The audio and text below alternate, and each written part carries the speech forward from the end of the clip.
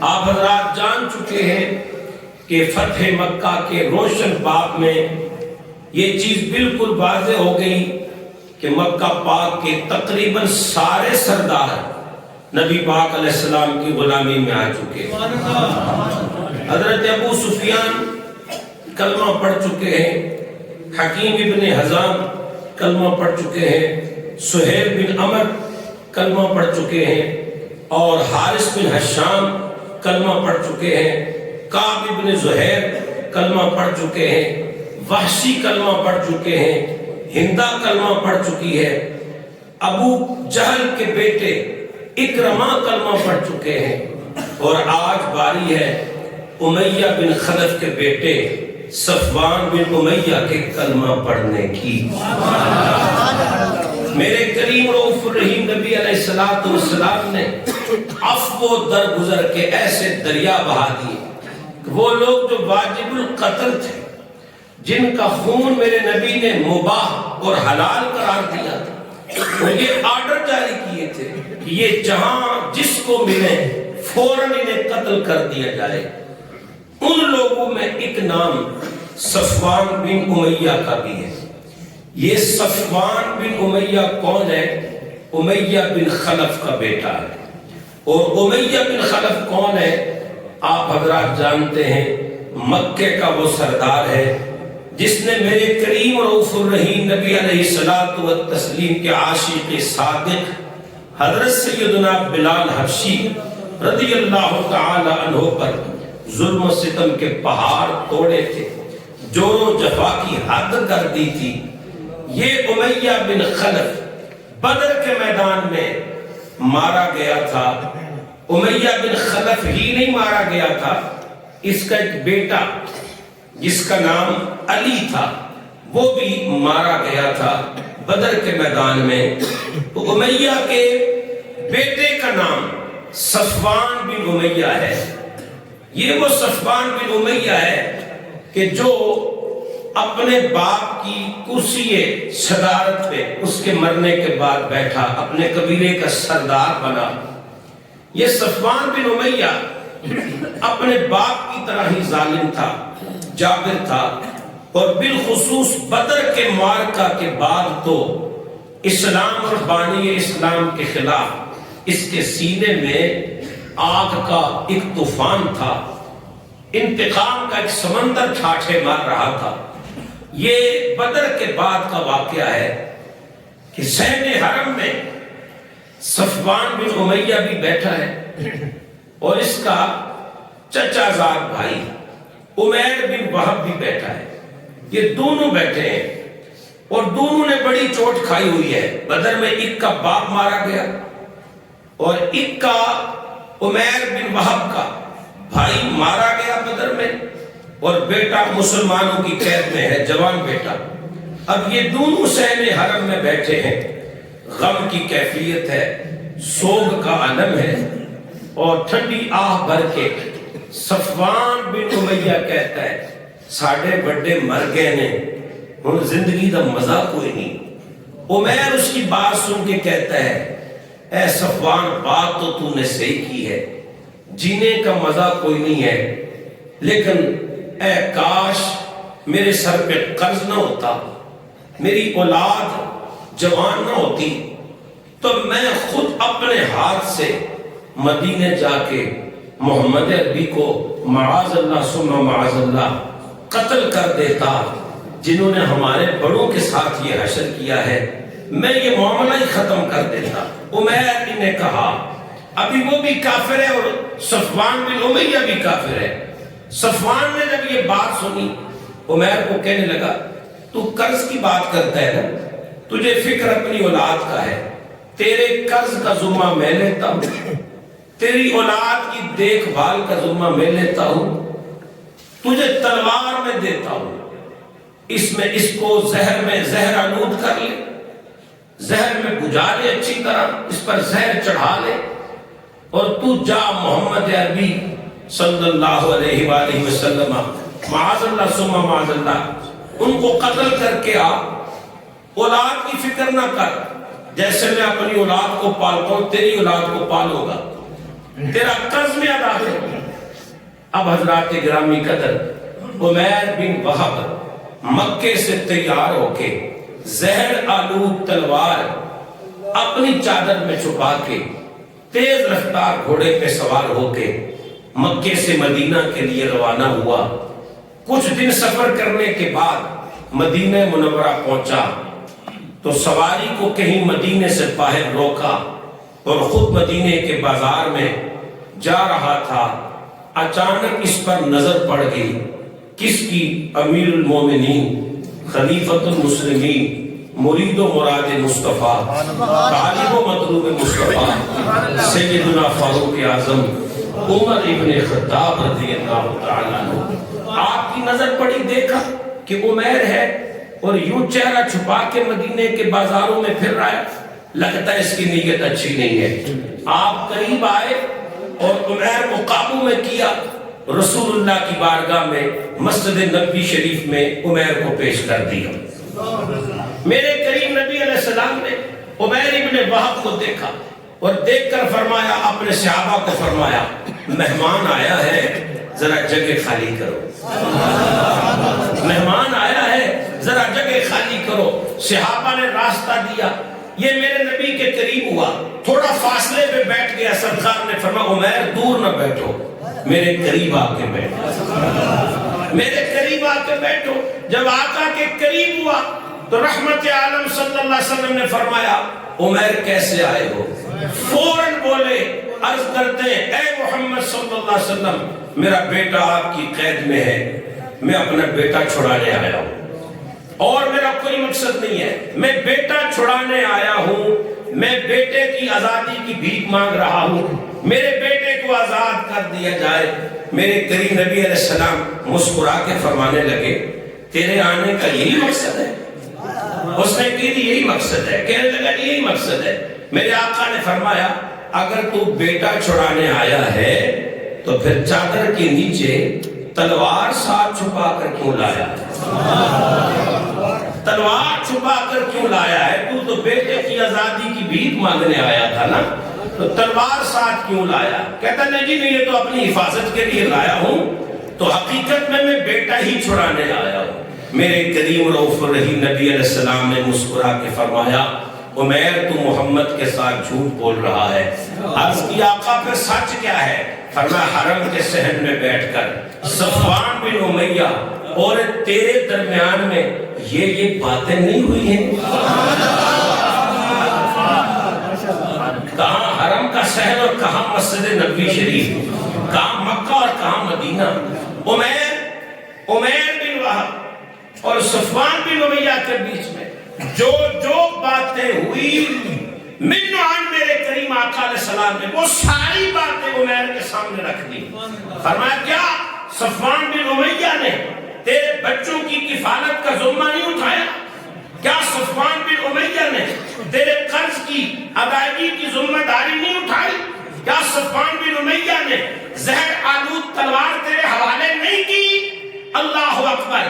اب تلوار نکالی نا عمیر ابن وہب نے، میرے نبی کے قدموں میں رکھی اور کہنے لگے، اے محمد صلی اللہ علیہ وسلم، اس وقت میں تھا یا صفوان بن امیہ تھا؟ تیسرا بندہ کوئی نہیں تھا اور مجھ سے پہلے کوئی آیا نہیں ہے، تو یہ خبر آپ کو کیسے ہو گئی کہ میرے اور صفوان کے بیچ میں یہ باتیں ہوئی؟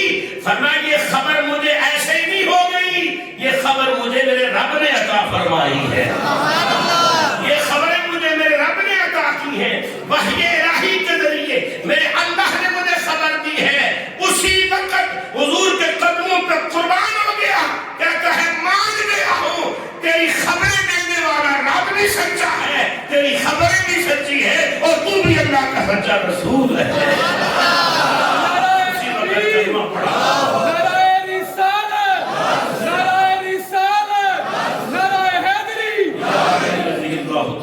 اسی وقت میرے کریم آقا کا کلمہ پڑھا، گر کے قدموں پہ قربان ہو گیا، پڑھ لیا کلمہ اور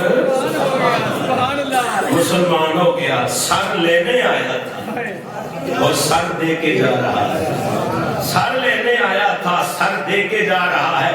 وہی جو میں کہتا ہوتا ہوں کہ سودا لینے کے لیے بازار گئے ہم، ہاتھ اس کے بکے جس کے خریدار گئے ہم. جی ہاں، جس کو خریدنے گئے تھے اس کے ہاتھ خود بک کے آ گئے. اب یہ تو جناب گئے تھے نبی پاک علیہ السلام کو معاذ اللہ ثم معاذ اللہ قتل کرنے کے لیے زلف محبوب کے اسیر ہو کے جب واپس آئے نا تو صفوان بن امیہ ان کو واپسی میں 3 سے 4-5 دن لگے. تو صفوان کیا کرتا تھا پیچھے ہر روز مکے کے لوگوں کو اکٹھا کرتا اور کہتا بس دیر نہیں ہوگی، ان قریب مدینے سے خوشخبری آنے والی ہے، ہمارے بدر کے مقتولین کا بدلہ لینے میرا بھائی عمیر گیا ہوا ہے، بس ان قریب آنے والا ہے. بالخصوص جس دن آپ نے آنا تھا نا، بڑی مجلس اس نے لگائی ہوئی تھی حرم میں سین میں، اور انتظار میں تھا کہ بس ابھی آیا کہ آیا. تو اتنے میں عمیر آ گئے. عمیر آ گیا. جب اس کی نظر پڑی نا عمیر پہ، صفوان بن امیہ کھڑا ہو گیا، پوری قوم کھڑی ہو گئی، مرحبا عمیر آ گیا بدلہ لے کے آ گیا، ہمارے بڑوں کے خون کا انتقام لے کے آ گیا. عمیر سناؤ کیسی رہی ملاقات محمد سے؟ جس مقصد میں گئے تھے وہ مقصد حاصل ہوا کہ کوئی نہیں ہوا؟ صدقے جاؤں عمیر نے کوئی جواب نہ دیا، بلند آواز سے میرے نبی کا کلمہ سنا دی. عمیر نے پڑھا اشہد اللہ الہ الا اللہ و اشہد ان محمدا عبدہ و رسولہ. جب دیکھا نا کہ یہ تو معاملہ الٹ پڑ گیا ہے، یہ تو مسلمان ہو کے آ گیا ہے، یہ تو محمد کا غلام ہو کے آ گیا ہے، زلف دیکھی ہے کہ نگاہوں نے گھٹا دیکھی ہے، لٹ گیا جس نے محمد کی ادا دیکھی. جو حسن یوسف کو دیکھتا تھا نظر ہٹا نہیں سکتا تھا، جو محمد عربی کو دیکھتا تھا بچ کے جا نہیں سکتا تھا، رنگ چڑھ گیا. صاحبو اس دن صفوان بن امیہ نے قسم کھائی کعبے کے غلاف کو پکڑ کے کہ آج کے بعد میں تیرے ساتھ بات نہیں کروں گا، تیرا منہ نہیں دیکھوں گا. صفوان بن امیہ سخت ترین دشمنان اسلام میں سے ایک تھا، سردار کا بیٹا تھا، سردار تھا. مکہ فتح ہو گیا. جس وقت فتح مکہ کے لیے میرے نبی گئے تو اس وقت بھی 2 لوگ ایسے تھے جنہوں نے صف بندی کر کے لشکر بنا کے میرے نبی کا راستہ روکا تھا. ایک کا نام اکرمہ بن ابی جہل اور دوسرے کا نام صفوان بن امیہ. اکرمہ تو کلمہ پڑھ چکا ہے، یہ صفوان بن امیہ اس کے بارے میں بھی یہ حکم تھا جہاں کہیں ملے اسے قتل کر دیا جائے. تو یہ مکہ چھوڑ کے بھاگنے کی کوشش کر رہا تھا. ساحل سمندر پہ کسی کشتی کے انتظار میں کھڑا تھا کہ کوئی بحری بیڑا آئے اور مجھے یمن پہنچا دے. یہاں اب جینے کا کوئی حال نہیں ہے، اور اگر محمد کے کسی غلام کی نظر پڑ گئی تو میں مارا جاؤں گا، تو ایسی موت سے بہتر نہیں ہے میں بھاگ جاؤں. ادھر عمیر بن وہب جو کہ رسول اللہ کے غلام بن چکے تھے، سن 2 ہجری میں کلمہ پڑھا، بدر کے واقعہ کے بعد کلمہ پڑھا. حضور کی خدمت میں حاضر ہو کے عرض کرتے ہیں آپ نے ہر خشک و تر کو پناہ دی ہے یا رسول اللہ. صفوان بن امیہ بھاگتا پھرتا ہے، کچھ بھی ہے ہمارا عزیز ہے، رشتہ دار ہے، اگر آپ کرم فرمائیں تو صفوان بن امیہ کے لیے میں امان طلب کرتا ہوں، اس کی امان مجھے عطا ہو جائے تو میں اسے بھاگنے سے بچا لوں گا. میرے کریم رؤوف الرحیم نبی علیہ السلام نے فرمایا عمیر جاؤ ہم صفوان بن امیہ کو امان دیتے ہیں. کیا شان رحمت للعالمین ہے. جاؤ ہم اسے، میری طرف سے امان ہے، امان ہے، امان ہے. حضرات گرامی قدر جناب عمیر بن وہب رضی اللہ تعالیٰ عنہ صفوان بن امیہ کی تلاش میں نکلے، بالآخر اسے پا لیا. نظر پڑی صفوان پر، کہنے لگے او صفوان رک جاؤ، اپنی زندگی برباد نہ کر، خود کو ہلاکت میں نہ ڈال. صفوان بن امیہ نے کہا رکوں تو کیوں رکوں، مر جانے کے لیے رکوں، قتل ہو جانے کے لیے رکوں. عمیر بن وہب کہنے لگا نہیں نہیں، میں نے محمد عربی سے تیرے لیے امان لے لی ہے، کہنے لگا مجھے بھروسہ نہیں ہے عمیر تجھ پر، میں آگے ایک بار بھروسہ کر کے دیکھ لیا، تو محمد کو قتل کرنے گیا تھا، خود محمد کی زلفوں کا اسیر ہو کے آیا تھا، تجھ پر بھروسہ کوئی نہیں ہے۔ عمیر بن وہب کہنے لگے یقین کر لو میں نے تمہارے لیے امان لی ہے۔ اس نے نہ مانا، کہنے لگا کوئی نشانی دکھاؤ پھر مانوں گا۔ عمیر واپس میرے نبی کی بارگاہ میں آئے، یا رسول اللہ صفوان بن امیہ کوئی نشانی مانگ رہے، میرے کریم نبی علیہ السلام کی رحمت للعالمین دیکھیے، میرے آقا نے اپنے سر کا امامہ اتارا، سر کا امامہ اتار کے میرے نبی نے عمیر بن وہب کو عطا فرمایا، فرمایا جا یہ صفوان بن امیہ کو دکھانا، اسے کہنا یہ محمد عربی کا امامہ نہیں ہے، یہ محمد عربی کی طرف سے امان ہے۔ اللہ اکبر، میرے آقا کی شان رحمت للعالمین دیکھیے، وہ شخص جو فاسق و فاجر، ظلم و ستم کے پہاڑ توڑنے والا، میرے کریم نبی علیہ السلام اور آپ کے جان نثاروں کے لیے قتل کے جال بچھانے والا، خود رسول اللہ کے خون کا پیاسا، میرے آقا کریم علیہ السلام اس کے لیے اپنا امامہ بھیج رہے ہیں۔ جن لوگوں کو رسول اللہ کے امامے کی شان کا پتہ ہے وہ ذرا سبحان اللہ کہو۔ رحمت للعالمین کا امامہ پاک، میرے کریم نبی علیہ السلام نے فرمایا یہ امامہ لے جاؤ، اسے دکھاؤ۔ مقصود کیا تھا؟ مقصود یہ تھا کہ شاید جہنم سے بچ جائے، دوزخ سے بچانا مقصود ہے، شاید جہنم سے بچ جائے۔ جناب عمیر ابن وہب کہتے لوگوں میں رسول اللہ کا امامہ شریف لے کے جس وقت اس کے قریب پہنچا تب وہ کشتی پہ سوار ہو چکا تھا، میں نے کہا او صفوان بن امیہ نہ جا رک جا، اپنے آپ کو ہلاک نہ کر، یہ دیکھ میں رسول اللہ کا امامہ بطور نشانی کے لے کر آیا ہوں۔ صفوان کشتی پر سوار تھا، اتر کے نیچے آ گیا، کنارے آ کر کھڑا ہو گیا، کہنے لگا مجھے تسلی دو، مجھے یقین دلاؤ، اطمینان دلاؤ کہ میں پکڑا جاؤں گا تو قتل نہیں کیا جاؤں گا۔ جناب عمیر ابن وہب کہنے لگے اے صفوان بن امیہ میں اس نبی کا امامہ لے کے آیا ہوں، اس نبی کی بارگاہ میں تجھے لے کے جا رہا ہوں جو نبی کائنات کے اندر سب سے بہترین نبی ہے، ان کے اعلیٰ اخلاق ہیں، ان کا اعلیٰ کردار ہے، ان کا اعلیٰ کرم ہے، بڑے جود و سخا والے، بڑی عظمت والے، بڑے سخی نبی ہیں، بڑے رؤوف نبی ہیں، بڑے کریم نبی ہیں، بڑے رحیم نبی ہیں۔ ایک بات دعا تو صحیح، اگر محمد عربی نے تجھے اپنے دامن کرم میں پناہ نہ دی تو جو چاہے کہہ لینا۔ عمیر ابن وہب کی باتوں میں نا جس وقت میرے کریم نبی علیہ السلام کے اخلاق کی جھلک نظر آئی تو خدا کی قسم برف پگھلنا شروع ہو گئی۔ صفوان بن امیہ کے دل پہ چوٹ لگنے لگی، جی دل موم ہونے لگا۔ میرے آقا کریم علیہ السلام کے اوصاف ہی کچھ اس شان سے بیان کیے تھے۔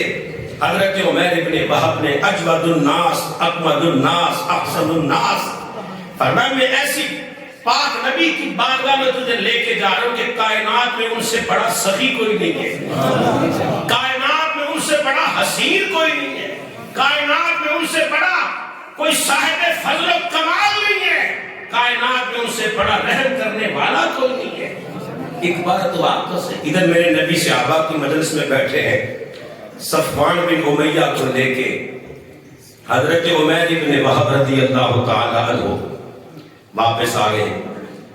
جب رسول اللہ علیہ السلام کی نظر پڑی نا تو صفوان بن امیہ کیونکہ سردار کا بیٹا تھا سواری پر ہی بیٹھا رہا، نیچے نہ اترا۔ میرے نبی نے فرمایا صفوان کیسے آئے؟ کرسی ہے یار ادھر دیکھو۔ میرے کریم نبی علیہ السلام نے فرمایا صفوان کیسے آئے؟ عرض کرتے یا رسول اللہ صلی اللہ علیہ وسلم، اے محمد صلی اللہ علیہ وسلم۔ عبید کی طرف اشارہ کر کے کہا مجھے اس شخص نے اطمینان دلایا ہے کہ آپ نے مجھے امان دے دی ہے، اس لیے میں آپ کی بارگاہ میں آیا ہوں۔ میرے کریم نبی علیہ السلام نے فرمایا ہاں ہم نے تمہیں امان دے دی ہے، آ جاؤ نیچے۔ لیکن حضرات وہ نیچے نہ آیا، سواری پر بیٹھا رہا، اور پھر کچھ اس نے شرائط اپنی پیش کی کہ یا رسول اللہ، اے محمد صلی اللہ علیہ وسلم، مجھے اپنی جان کی امان چاہیے، مجھے خطرہ ہے کہ میں مارا جاؤں گا۔ میرے آقا کریم علیہ السلام نے فرمایا میں تجھے تیری جان کی امان دیتا ہوں، تجھے کوئی نہیں مارے گا، تو نیچے تو آ۔ اس نے کہا جی میں اسلام قبول نہیں کروں گا۔ میرے آقا نے فرمایا اسلام قبول نہ کر، پر سواری سے تو نیچے آ۔ دیکھو میرے نبی نے امان دی ہے، اسلام کی شرط پر نہیں دی کہ تو مسلمان ہوگا تو تجھے امان دیتا ہوں، نہیں، فرمایا بغیر شرط کے ہی تجھے امان دیتا ہوں۔ اسلام قبول کرنا نہ کرنا وہ تیرا معاملہ ہے، تو نیچے تو آ۔ سواری سے نیچے آیا، آ کر خود ہی کہنے لگا اے محمد صلی اللہ علیہ وسلم، مجھے نا 2 ماہ کی مہلت عطا فرمائے۔ کتنے ماہ کی؟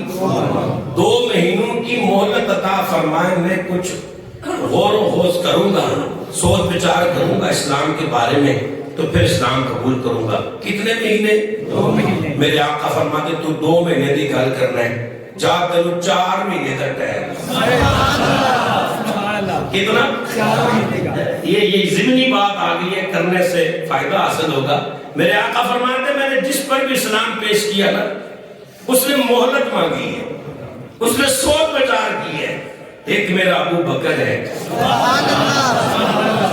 ادھر میں نے اسلام پیش کیا، ادھر ابو بکر نے کلمہ پڑھ کے اسلام قبول کر لیا۔ جس نے سوچا نہیں، کسی نے 2 مہینے سوچا، کسی نے سال سوچا، اور کوئی ابو جہل کی طرح سوچتا ہی رہ گیا۔ ایک ابو بکر ہے جس نے بغیر سوچ بچار کے فوراً میرا کلمہ پڑھا۔ میرے نبی نے فرمایا صفوان تو 2 مہینے کی بات کرتا ہے نا، جا میں تجھے 4 مہینے کی مہلت دیتا ہوں۔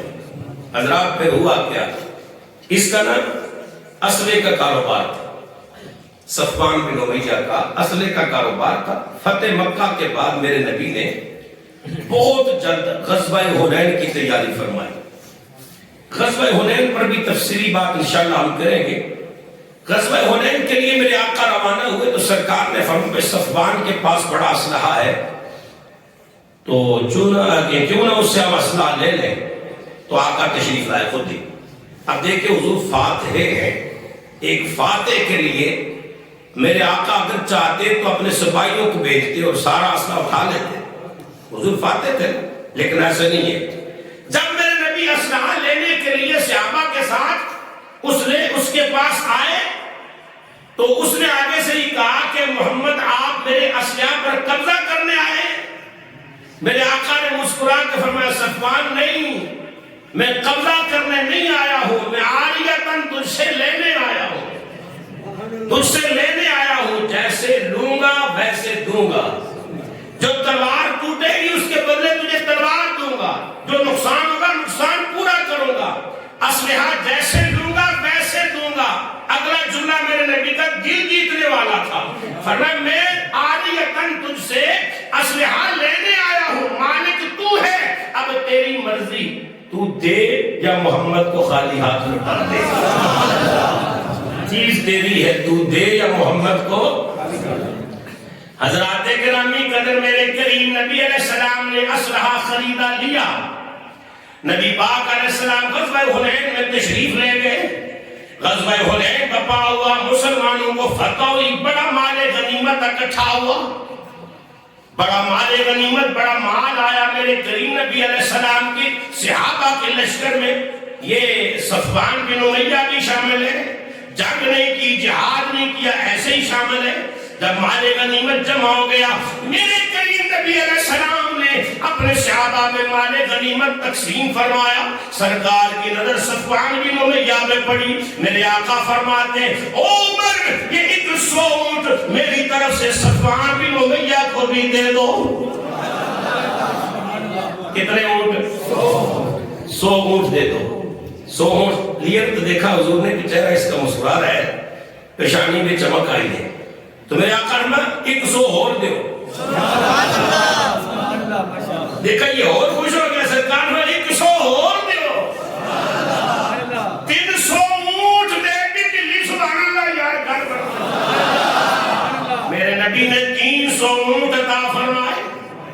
مال غنیمت میں جہاں اونٹ آئے، گھوڑے آئے، وہاں بوسہ ساری بھیڑ بکریاں بھی آئی، ایک پورا جنگل بھرا ہوا تھا۔ میرے نبی صفوان کو دیکھ رہے تھے اور صفوان بن امیہ ان بھیڑ بکریوں کو دیکھ رہا تھا۔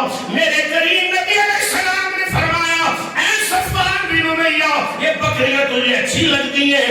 عرض کیا آقا اچھی لگتی ہیں، علی کلمہ کو نہیں پڑھا۔ میرے نبی نے فرمایا ان دو پہاڑیوں کے بیچ میں جتنی بکریاں ہیں محمد نے ساری کی ساری تیرے حوالے کر دی ہیں۔ یہ ساری بکریاں، جب وہ بکریوں کا 300 اونٹ ایک طرف اور بکریوں کا بھرا ہوا پورا جنگل ایک طرف، میرے آقا مسکرا کے فرماتے ہیں صفوان اور گل کر۔ تو صفوان کہتا ہے بھر کے جولی میری میرے سرکار نے مسکرا کر کہا اور کیا چاہیے۔ اور کوئی کمی تے کوئی تھوڑ رہ گئی تھی؟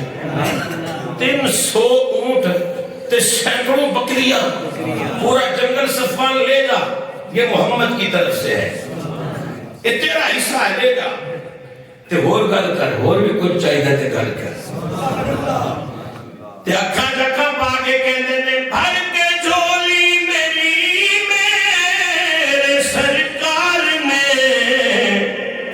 مسکرا کر کہا اور کیا چاہیے، مسکرا کر کہا اور کیا چاہیے۔ اسی وقت کلمہ پڑھ کے مسلمان ہو گئے۔ میرے نبی نے فرمایا کچھ مانگ، سرکار کے چہرے کی طرف اشارہ کر کے کہتا ہے فضل رب العال،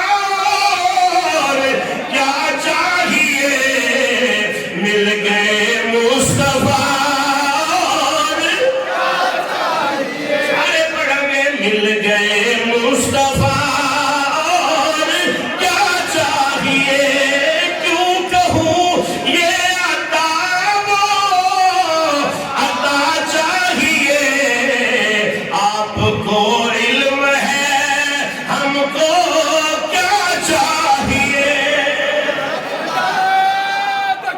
سارے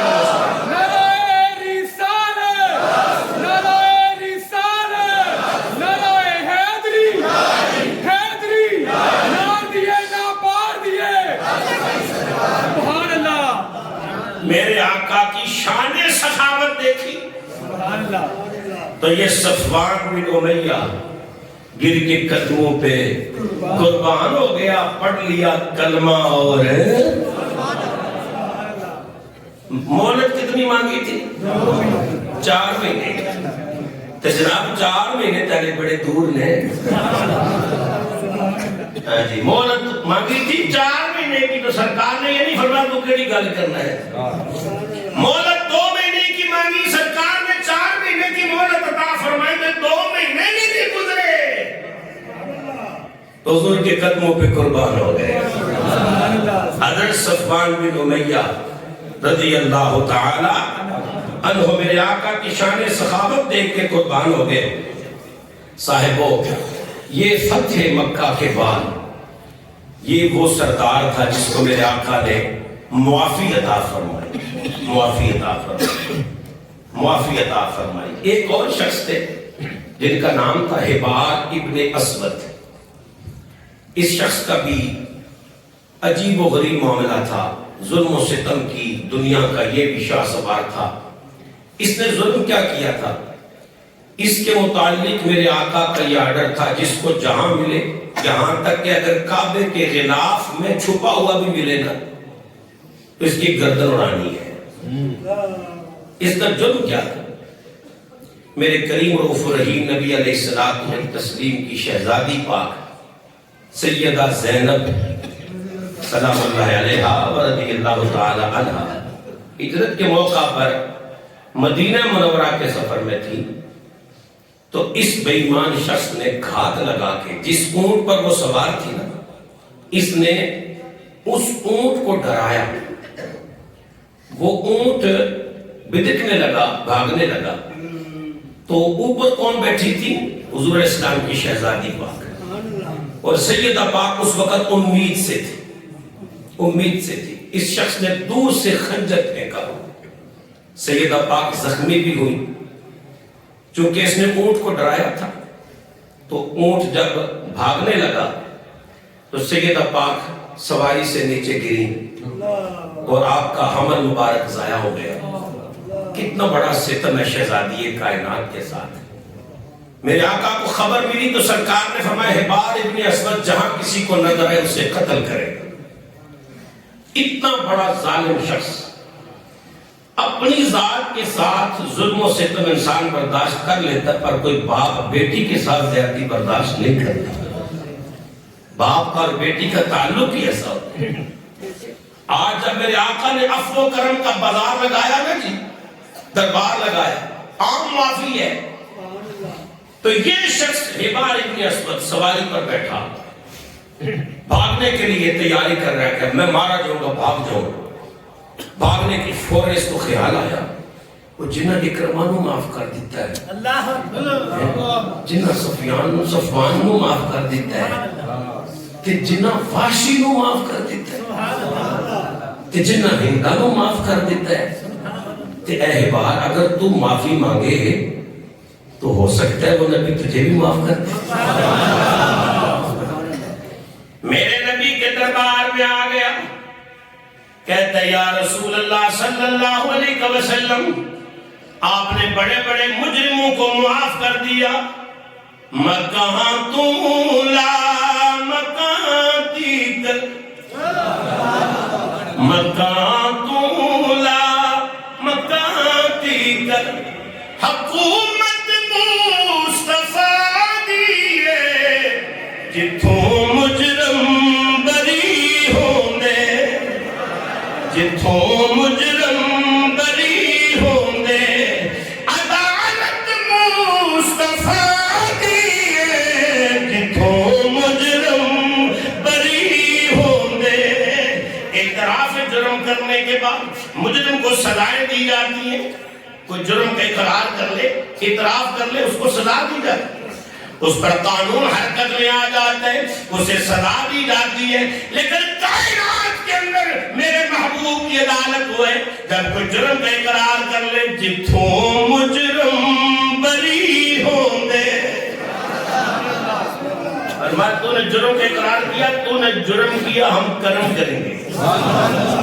حبار بن اسود میرے کریم نبی علیہ السلام کو دکھ دینے والا، آقا کریم علیہ السلام کی شہزادی پاک سیدہ زینب رضی اللہ تعالی عنہا پر ستم کرنے والا، جس کی وجہ سے میرے کریم نبی علیہ السلام کے قلب اقدس کو چوٹ پہنچی ہے، میرے آقا کا کلیجہ پاک زخمی ہوئے. لیکن دوستو وہ حبار بھی سامنے آ گیا، کہتا ہے محمد میں رحمت کی بھیک مانگنے آیا ہوں. میرے نبی نے فرمایا آنا تیرا کام تھا، معاف کرنا محمد کا کام ہے. اتنے بڑے بڑے مجرموں کو میرے آقا نے معافی عطا فرمائی.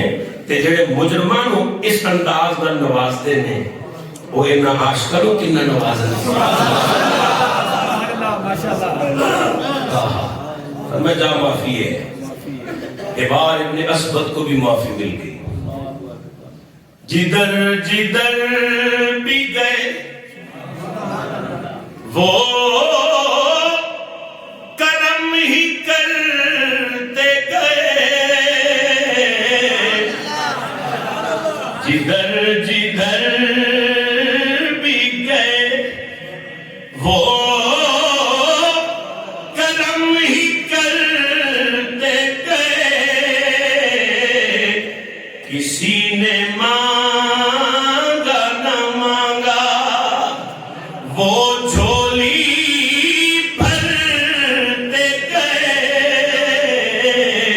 جدھر جدھر بھی گئے. تاجدار ختم نبوت، تاجدار ختم نبوت، لبیک لبیک لبیک یا رسول اللہ، لبیک لبیک لبیک یا رسول اللہ، لبیک. رسول اللہ صلی اللہ علیہ وسلم حضرات گرامی کا یہ حبار کو بھی معافی مل گئی. ایک اور بندہ تھا جس نے 12 کلمہ پڑھے ہیں. اس نے دیکھا نا کہ یہ سب لوگ کلمہ پڑھ رہے ہیں, مسلمان ہو رہے, سردار بھی کلمہ پڑھی جاندے ہیں, بچنے کی صورت کوئی نہیں ہے, مجبوراً اس نے کہا چلو میں بھی کلمہ پڑھ لیتا ہوں, لیکن موقع ملنے پر میں محمد عربی کو چھوڑوں گا نہیں, چھوڑوں گا نہیں. اس کا نام تھا فضالہ بن عمیر. کیا نام تھا؟ بولے آپ بھی, کیا نام تھا؟ فضالہ بن عمیر. اس نے بھی کلمہ پڑھ لیا, لیکن ظاہر کا مسلمان ہو گیا, دل کا کلمہ کوئی نہیں پڑھا, بظاہر مسلمان ہو گیا. میرے کریم نبی علیہ السلام کو قتل کرنے کے لیے, معاذ اللہ شہید کرنے کے لیے اس بے ایمان نے ایک تلوار تیار کی, خنجر تیار کیا, ایک ہتھیار تیار کیا. میرے کریم نبی علیہ السلام رات کے پچھلے پیر اکیلے نکلتے کعبے کا طواف کرنے کے لیے, کعبے کا طواف کرنے کے لیے پچھلے پیر. اس کو وہ وقت معلوم تھا کہ اس وقت محمد اکیلے ہوتے ہیں. اس نے جناب وہ ہتھیار چھپایا اپنی بغل میں, اور میرے نبی پاک صلی اللہ علیہ وسلم کے پاس حرم میں پہنچا, حضور کعبے کا طواف کرنے. یوں کہہ لو کعبہ, کعبے کا کعبے کا کعبہ, کعبے کا طواف کر رہا ہے. اور اندر طواف کرنا ہو رہے, ایک کملی والے کا طواف کرنا ہو رہے. جب میرے نبی کعبے کا طواف کرتے تھے, کعبہ میرے نبی کا طواف کرتے تھے. کہ سوچے تیرے صدقے ہی میں کعبہ بنے.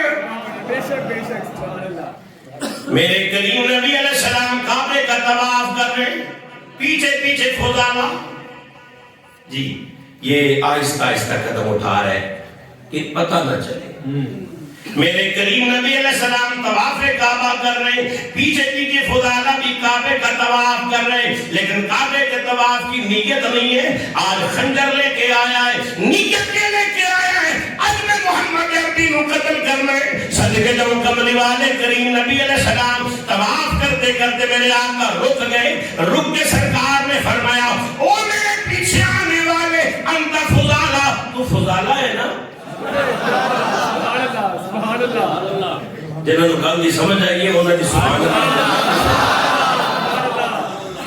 یہ نا چپکے چپکے دھیرے دھیرے قدم اٹھا رہے کہ محمد کو پتہ نہ لگے. تو میرے آقا طواف کر رہے, سرکار نے پیچھے مڑ کے نہیں دیکھا. سرکار طواف کرتے کرتے فرمایا, تو میرے پیچھے آنے والے انت فضالہ, تو فضالہ ہے. اسی وقت سامنے آ گیا, جی محمد میں فضالہ ہوں. یا رسول اللہ صلی اللہ علیہ وسلم میں فضالہ ہوں. میرے نبی پاک علیہ السلام نے فرمایا, کیسے آئے ہو؟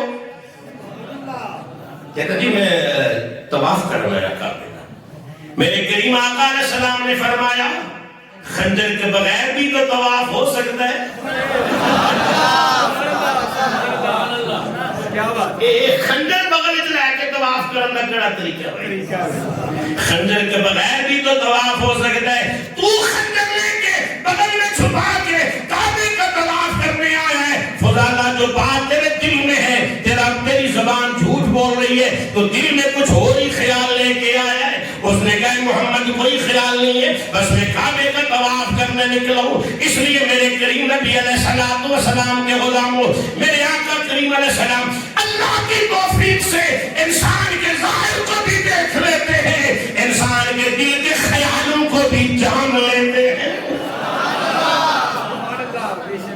میرے آقا نے فرمایا, حضور علیہ تحیت و سلام نے کیا کیا, کرم نوازی کی حد ہو گئی ہے. ایسے اپنا دست مبارک میرے نبی نے فضالہ کے سینے پہ رکھا. تھوڑی سبحان اللہ تو سب کی حضور کا دست مبارک سینہ فضالہ, میرے نبی نے فضالہ بن عمیر کے سینے پہ اپنا ہاتھ رکھا, اور میرے کریم آقا علیہ السلام نے ہاتھ رکھ کے فرمایا, استغفر للہ, اللہ فرمایا فضالہ اللہ سے معافی مانگ, توبہ کر, استغفار کر، اللہ سے معافی مانگ، سینے تے ہاتھ ہو سے پاگدہ ہوئے تھے بلے بلے ہو جاتے ہیں دیکھ رسول اعظم کا ہاتھ ہے۔ فضالہ کہتے ہیں نبی کا ہاتھ میرے سینے پہ آیا کہ لگ گئی چوٹ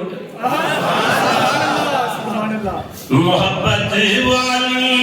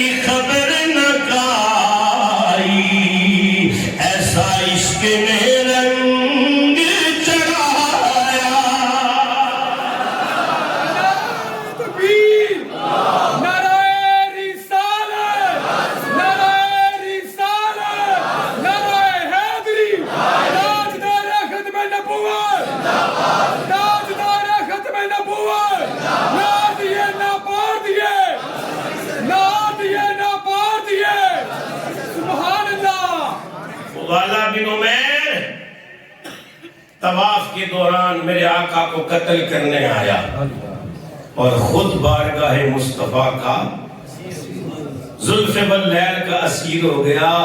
میرے کریم نبی علیہ السلام نے سینے پہ ہاتھ رکھا نا تو فضالہ کہتا ہے پیدا کرنے والے کی قسم، جب نبی نے میرے سینے پہ ہاتھ رکھا نا اس کے بعد پوری کائنات سے بڑھ کر مصطفیٰ مجھے محبوب ہو گئے۔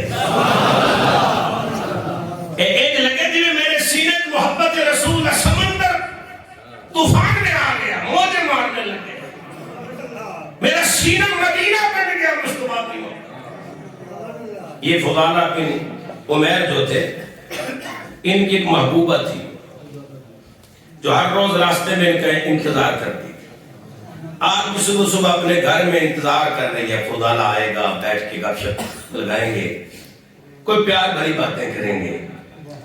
فضالہ بن عمیر بھی آئے، لیکن آج کا فضالہ کل کے فضالے جیسا نہیں تھا۔ کل جب فضالہ بن عمیر گزرتے تھے سر اٹھا کے، آج فضالہ بن عمیر آ رہے سر جھکا ہوا ہے۔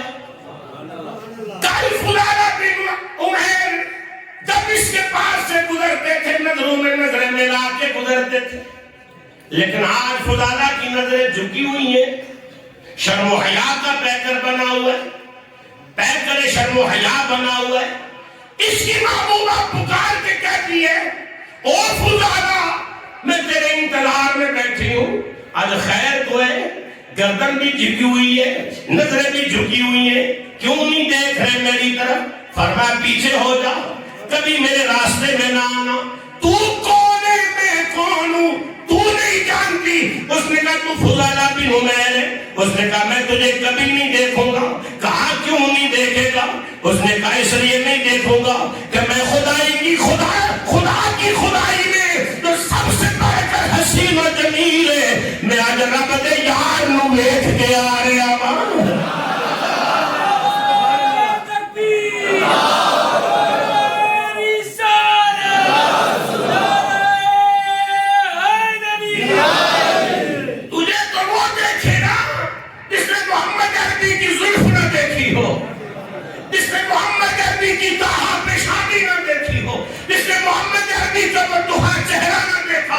کچھ سے پیار اور عشق تو وہ کرے جس نے مائی مکی مدنی نہ دیکھا ہو، جہاں بران دفع ہو، میں محمد عربی کا پیار سینے سے رہ کے آگے میاں صاحب فرماتے ہیں جس دل اندر وہ عشق سمانا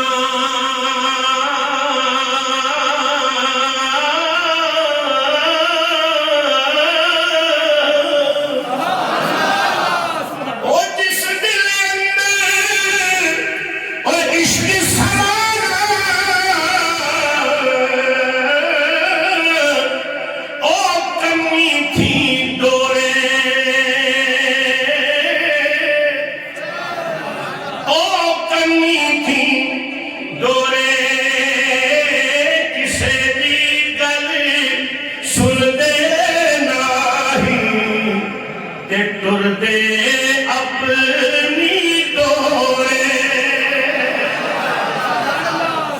او جس دل اندر عشق سمانا او کمی تھی ڈورے او کسے دی گل سن دے نہیں تے ٹر دے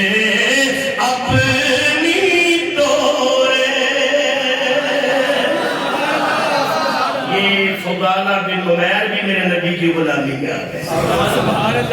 حضرات گرامی جوک در جوک بلا جبر و اکراہ بلا کسی زبردستی کے لوگ تھڑا تھڑ اسلام میں داخل ہونے لگ گئے.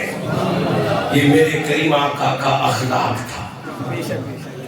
اللہ اکبر. مکہ فتح ہو گیا. فتح مکہ کے بعد نا عام معافی بھی ہو گئی. حضور تشریف لائے. اچھا یہ ایک سوال ہے کہ فتح مکہ کے بعد حضور ٹھہرے کہاں؟ تو جواب ہے اپنی ہمشیرہ اپنی بہن کے گھر ٹھہرے. کیا نام تھا ان کا؟ حضرت ام ہانی. نام تھا ان کا فاختہ. فاختہ نام تھا. فاختہ بنت ابو طالب. حضرت علی پاک کی سگی بہن ہے. رسول اللہ علیہ السلام اپنی بہن ام ہانی کے گھر تشریف لائے تو سرکار نے فرمایا بہن بھوک لگی ہے کچھ گھر میں ہے کھانے کو. حضرت ام ہانی اندر تشریف لے گئی. بڑا تلاش کیا. ہائے کاش کچھ تو ہوتا پر ایک نا سوکھی روٹی کا ٹکڑا ملا. تو میرے نبی کی بارگاہ میں پیش کیا کہ محمد صلی اللہ علیہ وسلم یہ سوکھی روٹی کا ایک ٹکڑا ملا ہے. میرے کریم آقا نے فرمایا الحمدللہ. جی آپ فاتح مکہ ہیں, امام الانبیاء ہیں اور ابھی مکہ فتح فرما کے آئے ہیں. جی آپ قریش امراء رؤسائے مکہ کو اپنا مرید بنا کے آئے ہیں لیکن اپنی بہن کے گھر میں آ کر محمد نبی کھا کے رہے ہیں سوکھی روٹی کا. اچیاں شانہ والے محمد صلی اللہ علیہ وسلم. یقین کریں بہت اچھا لگے گا کہ سارے پڑھیں گے. اچیاں شانہ والے محمد صلی اللہ علیہ وسلم. سارے پڑھیں گے اچیاں شانہ صلی اللہ علیہ وسلم. اور کھانا تو دیکھو جو کی روٹی بیچانا آٹا روٹی موٹی. کھانا تو دیکھو جو کی روٹی بیچانا آٹا روٹی موٹی. وہ بھی شکم بھر کئی روز نہ کھانا صلی اللہ علیہ وسلم. اچیاں شانہ والے محمد صلی اللہ علیہ وسلم. نعرہ تکبیر, نعرہ رسالت, نعرہ حیدری, نعرہ غوثیہ, نازیہ ناپاردیہ. سبحان اللہ. فتح مکہ کے بعد 15 دن میرے آقا مکہ پاک میں رہے. سبحان اللہ. کتنے دن؟ 15 دن. 15 دن مکہ پاک میں رہے. ہر طرف خوشی ہی خوشی تھی. سبحان اللہ. مسرتیں ہی مسرتیں تھی. ہر طرف محمد محمد کے نعرے تھے. ہر طرف توحید الہی کا پرچم لہرا رہا تھا. مکہ صنم قدم نہیں تھا. خدا کی قسم کعبۃ اللہ بن چکا, بیت اللہ بن چکا. چکا تھا. اللہ اکبر. ہر طرف خوشی کی لہر تھی. 15 دن بیت چکے تھے. صفا پہاڑی پہ میرے نبی کھڑے ہوئے. سارا عرب کھڑا ہے. حضور خطبہ دے رہے ہیں. میرے آقا کی نگاہ نے دیکھا کہ سارے خوش ہیں پر میرے انصار کچھ پریشان ہیں. میرے انصار مدینہ کچھ پریشان ہیں. حضور نے خطبہ روک کے فرمایا او میرے انصار, او میرے مدینے والوں, او میرے غلاموں, تمہیں کیا پریشانی ہے؟ عرض کی آقا کوئی پریشانی نہیں ہے. آپ اپنا خطبہ جاری فرمائیں. فرمایا نہیں, مجھے بتاؤ تمہیں کیا پریشانی ہے؟ تم تو انصار ہو, تم تو میرے اور میرے صحابہ مہاجرین کے مددگار ہو. تمہاری بدولت تو مکہ فتح ہو رہا ہے. بتاؤ انصار مدینہ تمہیں کیا پریشانی ہے؟ ایک سے عرض کرتے ہیں آقا ہمارے دل میں یہ وسوسہ آیا ہے کہ مکہ فتح ہو گیا ہے, یہ آپ کی جائے ولادت ہے, یہاں کعبۃ اللہ ہے, یہاں سے 8 سال پہلے آپ ہجرت کر کے مدینے آئے تھے.